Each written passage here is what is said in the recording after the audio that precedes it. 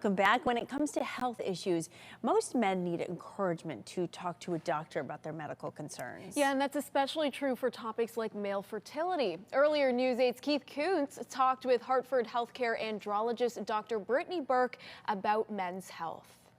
Tell us a little bit about your subspecialty and how tough it is to get men to talk about their problems.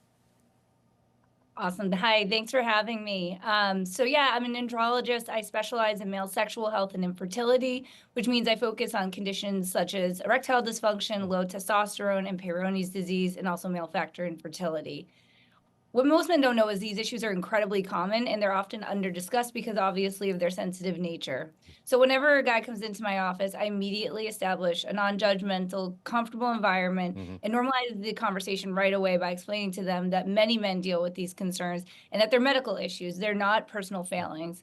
And I think once men realize that they're not alone and that we actually can treat these disorders, that's when the conversation becomes a lot easier. Now, you mentioned these are very common problems. What are some of the more common misconceptions out there when it comes to male sexual and reproductive health?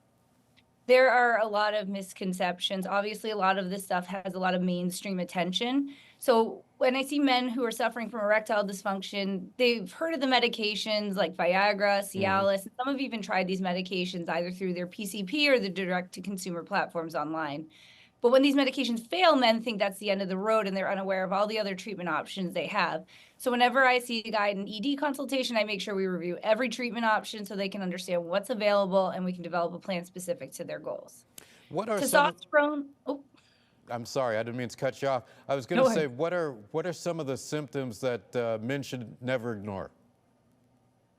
So changes in erectile dysfunction, such as trouble achieving or maintaining an erection, because erectile dysfunction can be a sign of underlying cardiovascular disease, so it should never really be ignored. Any man who comes in to see me for ED, I make sure that they've had a proper cardiovascular risk assessment and then make referrals to cardiologists as needed. Now, doctor, does a primary care physician need to refer a patient to you, or can somebody come in and schedule an appointment on their own? Do you have to have that referral? No, so men can absolutely schedule directly with me in my Fairfield office. But that being said, we do work closely with primary care physicians and we welcome referrals as well. But really, whether a man's coming in on his own or through his doctor, the goal is always the same: to normalize the experience, answer questions, and then devise an effective and personally tailored treatment plan.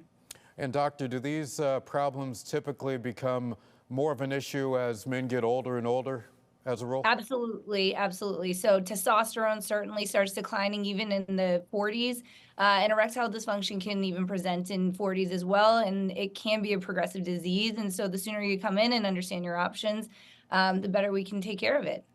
Dr. Brittany Burke, some very important information. We appreciate you being with us here in Good Morning Connecticut this morning. Thank you so much for having me. Take care. All right.